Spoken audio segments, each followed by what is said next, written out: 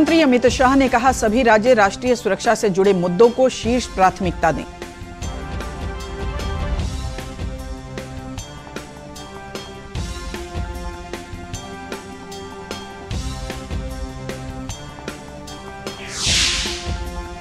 CBI ने दिल्ली के उप मुख्यमंत्री मनीष सिसोदिया के आवास पर आबकारी नीति के मामले में छापेमारी की है।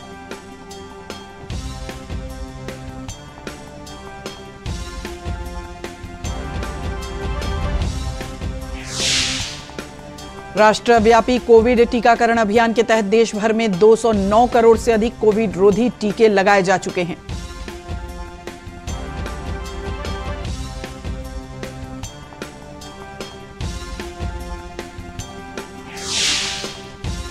राजस्व एवं भूमि सुधार मंत्री आलोक मेहता ने कहा, प्रदेश के भूमिहीनों का सर्वे कर उन्हें 5 डिसमिल जमीन का पर्चा दिया जाएगा।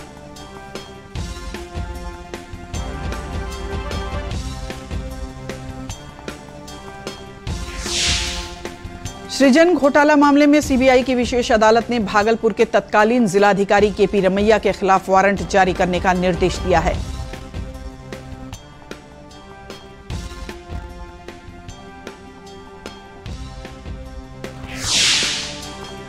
बिहार लोक सेवा आयोग ने संयुक्त प्रवेश परीक्षा की तिथि जारी कर दी। 20 और 22 सितंबर को होगी प्रारंभिक परीक्षा।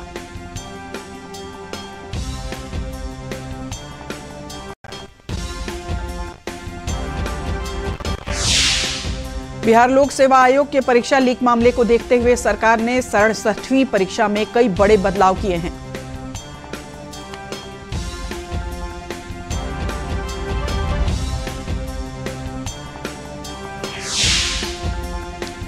युवाओं को स्वरोजगार के लिए प्रेरित करने के उद्देश्य से एसएमएमई पटना की ओर से नवादा में उद्यमिता जागरूकता कार्यक्रम का आयोजन किया गया।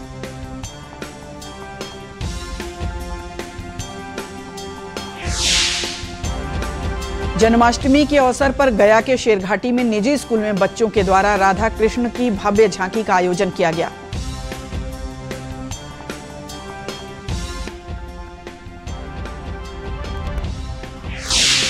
पश्चिमी चंपारण के नौतन थाना क्षेत्र में पुलिस ने 7 कारोबारियों को गिरफ्तार कर भारी मात्रा में शराब बरामद की।